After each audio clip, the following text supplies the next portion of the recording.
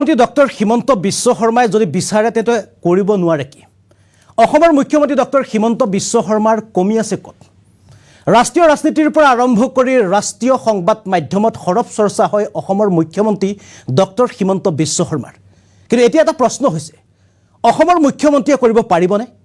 কিন্তু অসমৰ মুখ্যমন্ত্ৰী ডক্টৰ হিমন্ত বিশ্ব শৰ্মাতকৈ কম জনপ্ৰিয়, কম অভিজ্ঞতা থকা মধ্যপ্ৰদেশৰ নৱনিৰ্বাচিত মুখ্যমন্ত্ৰীয়ে কিন্তু কৰি দেখুৱালে। এতিয়া প্ৰশ্ন হ'ল, অসমৰ মুখ্যমন্ত্ৰীয়ে কৰি দেখুৱাব পাৰিবনে? মধ্যপ্ৰদেশৰ মুখ্যমন্ত্ৰীয়ে এগৰাকী ডিচিয়ে চালকক অকাত দেখুৱাৰ প্ৰশ্ন কৰোঁতে মধ্যপ্ৰদেশৰ মুখ্যমন্ত্ৰীগৰাকীয়ে তেওঁক ক্ষমতাচ্যুত কৰিলে। এতিয়া প্ৰশ্ন হ'ল, অসমৰ মুখ্যমন্ত্ৰীয়ে কৰিব পাৰিবনে? ৰাষ্ট্ৰীয় সংবাদ মাধ্যম, ৰাষ্ট্ৰীয় ৰাজনীতিত অসমৰ মুখ্যমন্ত্ৰীৰ জনপ্ৰিয়তা শীৰ্ষত থাকে। প্ৰতিগৰাকী কেন্দ্ৰীয় মন্ত্ৰীৰ সৈতে সুসম্পৰ্ক থাকে অসমৰ মুখ্যমন্ত্ৰী ডক্টৰ হিমন্ত বিশ্ব শৰ্মাৰ।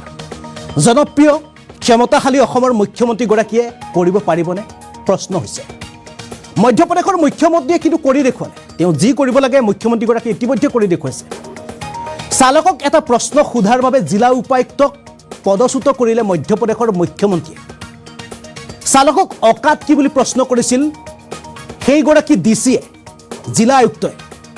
অসমৰ মুখ্যমন্ত্ৰীতকৈ কম জনপ্ৰিয়, কম অভিজ্ঞতা থকা মধ্যপ্ৰদেশৰ মুখ্যমন্ত্ৰীয়ে কিন্তু কৰি দেখুৱালে। এতিয়া প্ৰশ্ন হ'ল, অসমৰ মুখ্যমন্ত্ৰীয়ে কৰিব পাৰিবনে? এটা ডাঙৰ সন্দেহ আৰু প্ৰশ্ন। সাংবাদিকক প্ৰহাৰ কৰা জিলা আয়ুক্তক পদচ্যুত কৰিব পাৰিবনে অসমৰ মুখ্যমন্ত্ৰীয়ে নে নোৱাৰিব? ক্ষমতাচ্যুত কৰাৰ সাহস আছেনে অসমৰ মুখ্যমন্ত্ৰীৰ? প্ৰশ্ন আছে। মধ্যপ্ৰদেশৰ মুখ্যমন্ত্ৰীয়ে যদি পাৰে তেন্তে অসমৰ মুখ্যমন্ত্ৰীয়ে কিয় নোৱাৰে? অসমৰ মুখ্যমন্ত্ৰীৰ হাতত নাই কি? নে অভিযোগ উঠাৰ দৰে অনা অসমীয়াৰ লবিত মোহাচন্ন অসমৰ মুখ্যমন্ত্ৰী ডক্টৰ হিমন্ত বিশ্ব শৰ্মা? এটা ডাঙৰ প্ৰশ্ন এই সময়ত উত্থাপিত হৈছে। যদি মধ্যপ্ৰদেশৰ নৱনিৰ্বাচিত মুখ্যমন্ত্ৰীয়ে পাৰে তেন্তে অসমৰ মুখ্যমন্ত্ৰী ডক্টৰ হিমন্ত বিশ্ব শৰ্মাই নোৱাৰে কিয়? ইতিমধ্যে আপোনালোকে গম পাইছে যে NB নিউজ তথা অসম লাইভ 24ৰ এগৰাকী জ্যেষ্ঠ সাংবাদিকক কালিৰ দিনটোত নগাঁৱৰ জিলা আয়ুক্তগৰাকীয়ে কেনেদৰে তেওঁ প্ৰহাৰ কৰিছিল, কেনেদৰে অন কেমেৰাত সাংবাদিকগৰাকীক ধাক্কা মৰাৰ উপৰিও সাংবাদিকগৰাকীৰ মুখত প্ৰচণ্ড ঘোচা মাৰিছে। আৰু যি ঘোচা মৰাৰ পিছতে সমগ্ৰ অসম জুৰি যিটো বাতৰি আছিল, এই বাতৰিটো সমগ্ৰ ৰাজ্যৰ যিসমূহ জ্যেষ্ঠ সাংবাদিক আছে তেওঁলোকে ক্ৰীড়া প্ৰতিক্ৰিয়া ইতিমধ্যে তেওঁলোকে আগবঢ়াইছে। ইতিমধ্যে আজিৰ দিনটোৰ পুৱাৰ ভাগৰ পৰা ৰাজ্যৰ প্ৰান্তে প্ৰান্তে যিসকল সাংবাদিক আছে, যিসকল সতীৰ্থ সাংবাদিক আছে, তেওঁলোকে ইতিমধ্যে অৱস্থান ধৰ্মঘট কৰিছে। ইতিমধ্যে তেওঁলোকে কলা বেজ পৰিধান কৰি দীপাংকৰ মেধিৰ পক্ষত থিয় হৈ যিগৰাকী জিলা আয়ুক্তই দীপাংকৰ মেধিক ঘুচিয়াইছিলে সেই সাংবাদিকগৰাকীৰ বিৰুদ্ধে, দীপাংকৰ মেধিৰ সপক্ষে জিলা আয়ুক্তগৰাকীৰ বিৰুদ্ধে অতি সোনকালে ক্ষমতাচ্যুত কৰিব লাগে, অতি সোনকালে পদচ্যুত কৰিব লাগে বা অতি সোনকালে সেইগৰাকী জিলা আয়ুক্তক তৎকালীনভাৱে ট্ৰান্সফাৰ কৰিব লাগে। কিন্তু বৰ্তমান সময়লৈকে অসমৰ মুখ্যমন্ত্ৰী এই ক্ষেত্ৰত সম্পূৰ্ণ নিমাত হৈ আছে। কিয়? যদি মধ্যপ্ৰদেশৰ মুখ্যমন্ত্ৰীয়ে পাৰে, নৱনিৰ্বাচিত মধ্যপ্ৰদেশৰ মুখ্যমন্ত্ৰীয়ে কিছুদিনৰ পূৰ্বে চালক সন্থাই যি প্ৰতিবাদ অব্যাহত ৰাখিছিল, চালক সন্থাক মধ্যপ্ৰদেশৰ যিগৰাকী জিলা আয়ুক্ত কিশোৰ কন্যালালে শ্বাহজাহাপুৰৰ তেওঁ জিলা আয়ুক্তৰ কাৰ্যালয়লৈ মাতিছিল চালক সন্থাক। আৰু চালক সন্থাত যিগৰাকী জিলা আয়ুক্ত ডিচি কিশোৰ কন্যালালে চালকক এটা প্ৰশ্ন কৰিছিল যে তোমাৰ অকাত কি? মাত্ৰ এইটো প্ৰশ্ন কৰিছিল চালকক যে তোমাৰ অকাত কি? আৰু এই প্ৰশ্নটো সোধাৰ পাছতে চালকগৰাকীয়ে অতি নম্ৰভাৱে হাতযোৰ কৰি ডিচিগৰাকীক তেওঁ উত্তৰ দিছিল যে আমাৰ যুদ্ধ ইয়াক লৈয়ে চলি আছে, কাৰণ বৰ্তমান সময়লৈকে আমাৰ কোনো অকাদে নাই। কেৱল এই প্ৰশ্নটো কৰাৰ কাৰণে মধ্যপ্ৰদেশৰ নৱনিৰ্বাচিত মুখ্যমন্ত্ৰীগৰাকীয়ে, বিজেপিৰ নৱনিৰ্বাচিত মুখ্যমন্ত্ৰীগৰাকীয়ে যিগৰাকী জিলা আয়ুক্ত আছিল, যিগৰাকী ডিষ্ট্ৰিক্ট কালেক্টৰ আছিল কিশোৰ কন্যালালক তৎকালীনভাৱে সেইগৰাকী জিলা আয়ুক্তক তেওঁ ক্ষমতাচ্যুত কৰিলে, পদচ্যুত কৰিলে। কিন্তু অসমৰ ক্ষেত্ৰত যদি চোৱা যায় বিষয় এটাই, কিন্তু প্ৰসংগ দুটা। অসমৰ ক্ষেত্ৰত যদি চোৱা যায় তেন্তে এগৰাকী দায়িত্বশীল জ্যেষ্ঠ সাংবাদিকক কৰ্তব্যৰত অৱস্থাত কাম কৰি থকা অৱস্থাত আচলতে এগৰাকী দুৰ্ভগীয়া 62 বছৰীয়া এগৰাকী বৃদ্ধাক সহায় কৰিবৰ কাৰণে গুৱাহাটীৰ পৰা গৈছিল NB নিউজ তথা অসম লাইভ 24ৰ জ্যেষ্ঠ সাংবাদিক দীপাংকৰ মেধিয়ে। আৰু সাংবাদিকৰ কামেই হৈছে প্ৰশ্ন কৰা, সাংবাদিকৰ কামেই হৈছে প্ৰশ্ন সোধা। যদি সাংবাদিকে প্ৰশ্ন সোধাৰ বাবে এগৰাকী জিলা আয়ুক্তই যদি কৰ্তব্যৰত এগৰাকী জ্যেষ্ঠ সাংবাদিকক বুকুত ঘুচিয়াই, মুখত ঘুচিয়াই, তেন্তে সেই জিলা আয়ুক্তগৰাকীক বৰ্তমান সময়লৈকে অসমৰ মুখ্যমন্ত্ৰী ডক্টৰ হিমন্ত বিশ্ব শৰ্মাই কিয় ক্ষমতাচ্যুত কৰিব পৰা নাই, কিয় পদচ্যুত কৰিব পৰা নাই, কিয় তেখেতক ট্ৰেন্সফাৰ কৰিব পৰা নাই। যদি মধ্যপ্ৰদেশৰ মুখ্যমন্ত্ৰীয়ে পাৰে তেন্তে অসমৰ মুখ্যমন্ত্ৰীয়ে কিয় নোৱাৰে, এটা ডাঙৰ প্ৰশ্ন। প্ৰশ্নটো হৈছে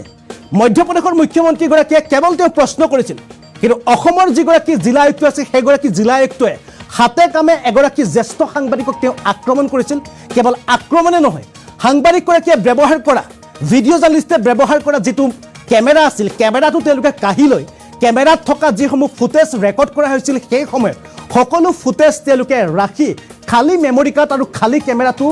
NB নিউজ তথা অসম লাইভ 24ক তেওঁলোকে গতাই দিছিল। তাৰ পিছতো এইগৰাকী জিলা আয়ুক্তৰ বিৰুদ্ধে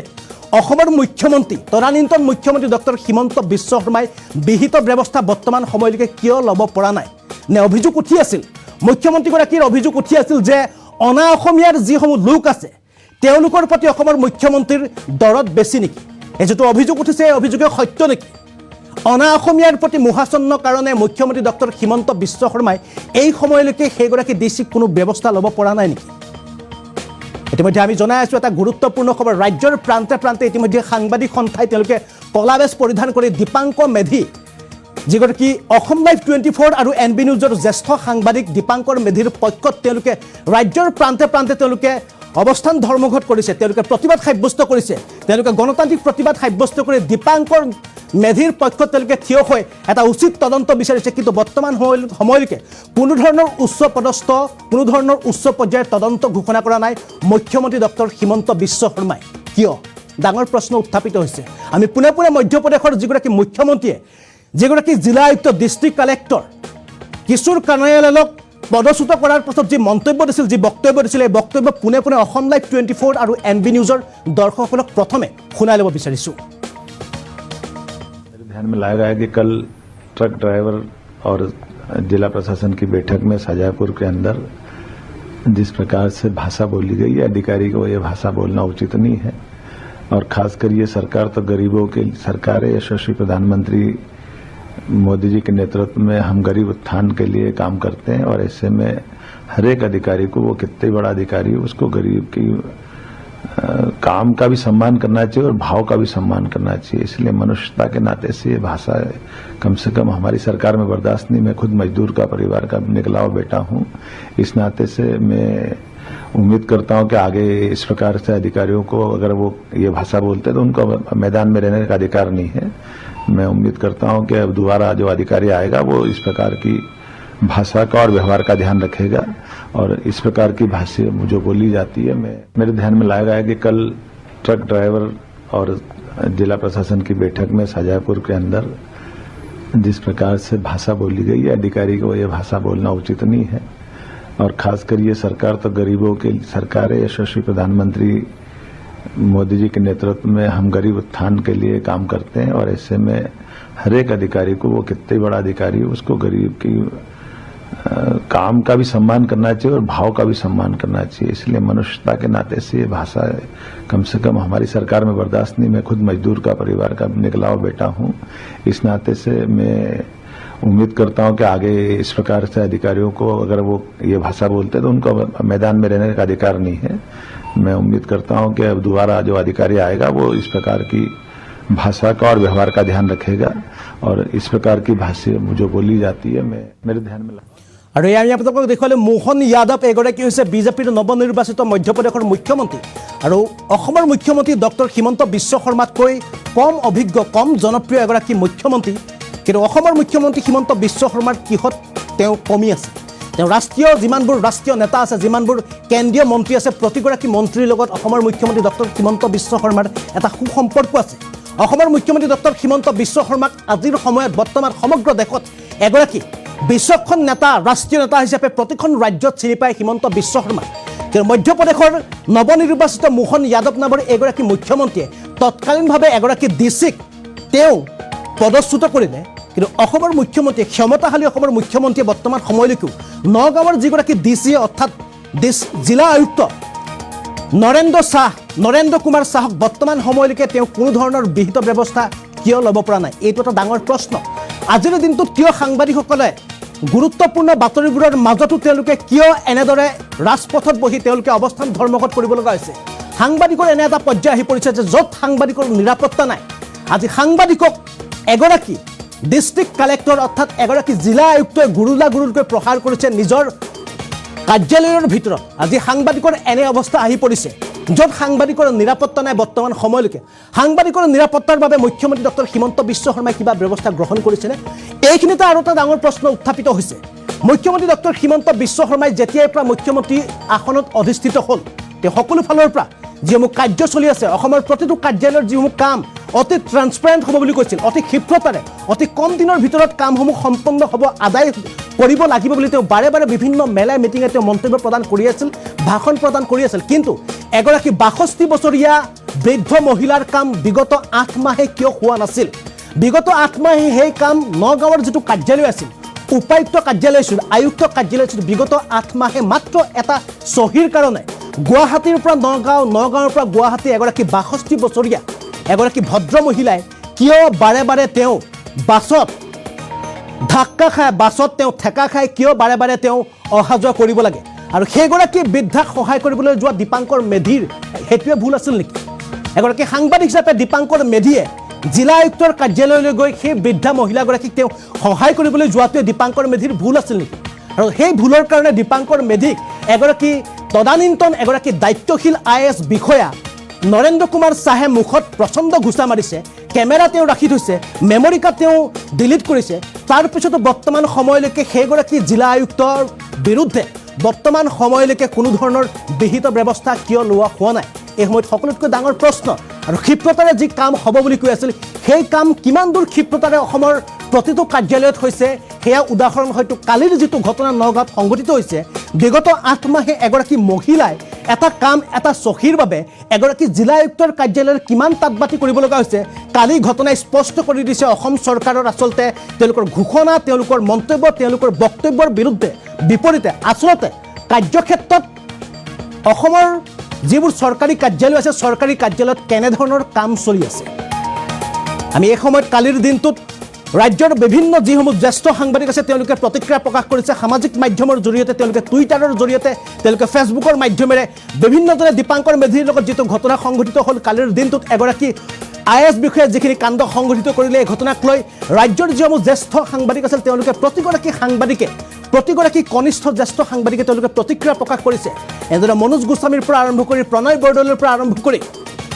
প্ৰশান্ত ৰাজগুৰুৰ পৰা আৰম্ভ কৰি প্ৰাণজিৎ শইকীয়াৰ পৰা আৰম্ভ কৰি প্ৰতিগৰাকী জ্যেষ্ঠ সাংবাদিকে ঘটনাক লৈ তেওঁলোকে গৰিহণা প্ৰকাশ কৰিছে তৎকালীনভাৱে জিলা আয়ুক্তগৰাকীক এটা বিহিত ব্যৱস্থা ল'বৰ কাৰণে অসম চৰকাৰক বাৰম্বাৰ অনুৰোধ কৰি আছে কিন্তু বৰ্তমান সময়লৈকে অসম চৰকাৰৰ কোনো এগৰাকী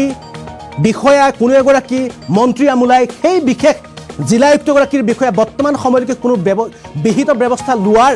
কোনো ধৰণৰ উমঘাম নাই কিয় এটা ডাঙৰ প্ৰশ্ন এই সময়ত য'ত সাংবাদিকৰ দৰে ৰাইজৰ বাবে কাম কৰা এগৰাকী সাংবাদিকৰ নিৰাপত্তা নাই ৰাইজৰ বাবে এগৰাকী সাংবাদিকে এগৰাকী 62 বছৰীয়া মহিলাৰ বাবে কাম কৰিবলৈ যোৱা সাংবাদিকক যদি এনেদৰে লঠিয়াই ঘটিয়াই এটা চৰকাৰী কাৰ্যালয়ৰ পৰা পঠিয়াই দিয়া হয় তেতিয়া সাধাৰণ জনতাই এটা চৰকাৰী কাৰ্যালয়ত কি সাহসত তেওঁ প্ৰৱেশ কৰিব কেনেদৰে তেওঁ প্ৰৱেশ কৰিব যে এটা কাম আদায় কৰিব পাৰিব চৰকাৰী কাৰ্যালয়ৰ পৰা এয়া হৈছেনে সঁচাকৈ অসম চৰকাৰে ঘোষণা কৰাৰ দৰে মুখ্যমন্ত্ৰীয়ে ঘোষণা কৰাৰ দৰে ৰাজ্য চৰকাৰৰ যিবোৰ কাৰ্যালয় আছে কাৰ্যালয়বোৰ সঁচাকৈ এনেদৰে ট্ৰান্সপাৰেণ্ট হৈছেনে এনেদৰে ট্ৰান্সপাৰেণ্টৰ কাম চলি আছেনে এই সময়ত আমি ৰাজ্যৰ প্ৰান্তে প্ৰান্তে যি প্ৰতিবাদ চলি আছিল আজি নগাঁৱত বিশেষকৈ কালিৰ দিনটোতে এই ঘটনা সংঘটিত হৈছিল নগাঁৱত NB নিউজৰ সাংবাদিকৰ লগতে নগাঁৱৰ যিসমূহ স্থানীয় সাংবাদিক আছিল তেওঁলোকে কেনেদৰে সকলোৱে একগোট হৈ সকলোৱে একতা দেখুৱাই কেনেদৰে তেওঁলোকে প্ৰতিবাদ সাব্যস্ত কৰিছিল কেনেদৰে NB নিউজ অসম লাইভ 24ৰ পক্ষত লৈ কেনেদৰে জ্যেষ্ঠ সাংবাদিক দীপাংকৰ মেধিৰ পক্ষলৈ তেওঁলোকে একত্ৰিতভাৱে তেওঁলোকে প্ৰতিবাদ সাব্যস্ত কৰিছিল কলা বেছ পৰিধান কৰি সেই মন্তব্য এই সময়ত আমি পোনে পোনে অসম লাইভ 24 আৰু NB নিউজৰ দৰ্শকসকলক দেখুৱাব বিচাৰিছোঁ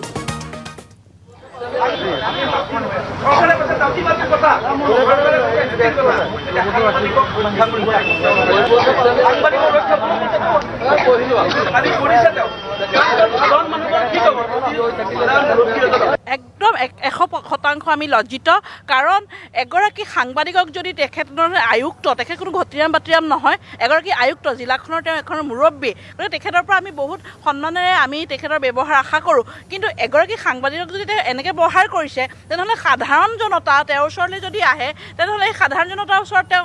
কেনেকুৱা ধৰণৰ ব্যৱহাৰ কৰিব সাধাৰণ জনতাক তেওঁ কি কাম কৰি দিব গতিকে বাৰে প্ৰতি মুখ্যমন্ত্ৰীগৰাকীয়ে শূন্য সহনশীলতাৰ কাৰণে বিষয়াসকল সহনশীল হ'ব লাগে বুলি কয় কিন্তু দেখা পোৱা গৈছে এগৰাকী বিষয়াক কোনো সহনশীলতা তেওঁ অৱলম্বন নকৰি যোৱাকালি তেখেতসকলে কেমেৰা পৰ্যন্তলৈকে কাঢ়ি থৈছে আৰু কেমেৰাৰ যিখন মেমৰি কাৰ্ড তাৰ পৰা সকলো তথ্য তেখেতে ডিলিট কৰিছে গতিকে কি কাৰণে তেওঁৰ যদি একো ভুলেই নাই তেনেহ'লে তেখেতে তথ্য কিয় ডিলিট কৰিলে তেওঁ যদি সৎসাহস আছিলে তেনেহ'লে মেমৰিখন ঘূৰাই দিব লাগিছিলে আৰু কাৰ্যালয়টো CCTV বোলে বন্ধ আছিল সেই সময়ত হয় আমি সেই কথা শুনা পাইছোঁ কাৰ্যালয়ৰ CCTV সম্পূৰ্ণ বন্ধ আছিলে এই কি কাৰণত বন্ধ কৰিলে তেখেতে যদি একো অভদ্ৰামি কৰা নাই তেখেতে যদি সাংবাদিকগৰাকীক তেওঁ কোনো ধৰণৰ প্ৰহাৰ কৰা নাই তেওঁ CCTV কিয় বন্ধ কৰি দিলে নিশ্চয় ইয়াত কিবা এটা আছে ডালমে কুচ কালাহে বুলি ক'ম এতিয়া এই কথাষাৰ কাৰণ এগৰাকী আয়ুক্ত এনেকুৱা ব্যৱহাৰ আমি কেতিয়াও আশা কৰা নাই আমি মহিলা সাংবাদিক হিচাপে ভীষণ লজ্জিত হৈছোঁ কাৰণ কাইলৈ পৰহিলৈ যদি আমি আয়ুক্তৰ ওচৰলৈ কিবা কামৰ কাৰণে আমাকো যে এনেকৈ ব্যৱহাৰ নকৰিব এই ঘটনা আমি নিজেই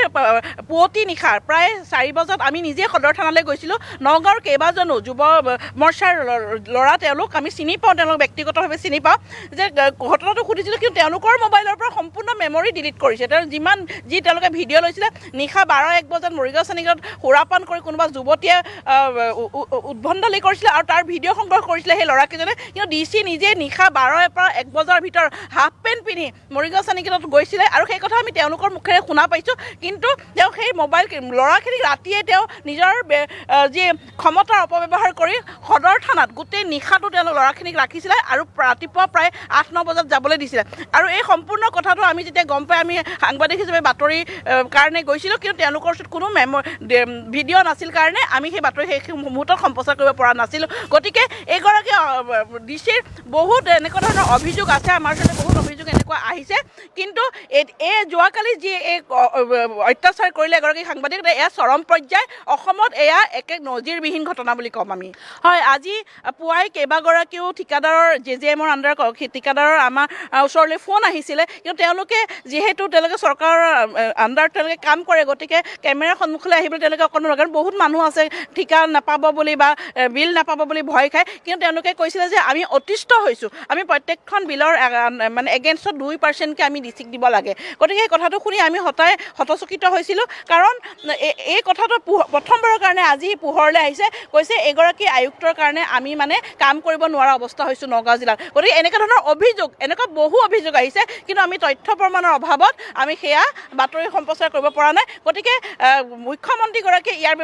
বিৰুদ্ধে তদন্ত কৰক নিশ্চিতকে যে চক দে বৰ্তমান সময়ত যিখন চৰকাৰে আমাক শাসন কৰি আছে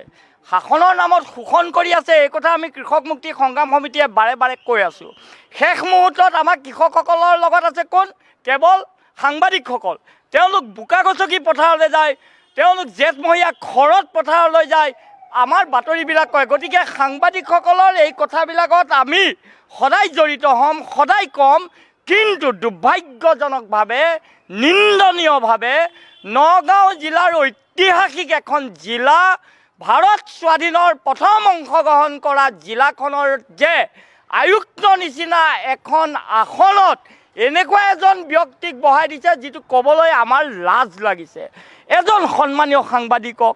দুয়োজন সমাজৰ শীৰ্ষস্থানীয় ব্যক্তি দুয়োজনে এজন সন্মানীয় সাংবাদিকক যদি গতিয়াই উলিয়াই দিয়া কথাটো হৈছে মানে মহগোৱালয়েও এনেকুৱা কাম নকৰে এই কাম যদি হৈছে গতিকে আমি ডক্টৰ হিমন্ত বিশ্ব শৰ্মা ডাঙৰীয়া আপুনিতো বিৰাট ডাইলগ বাজি মাৰি থাকে দালালি চাফা দালালি এৰেষ্ট কৰিলোঁ আপুনিতো এইবিলাকে লাগি থাকে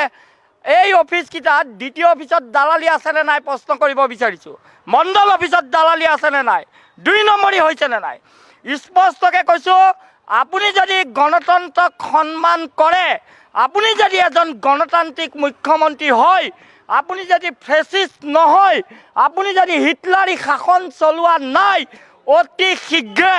এই সাংবাদিকজনৰ অভিযোগত আপুনি তেখেতৰ ওপৰত তদন্ত কৰি দৃষ্টান্তমূলক যদি শাস্তি নলয় আমি ফুলগুৰিবাসীয়েহে দেই 1861 চনৰ বুৰঞ্জী এইজন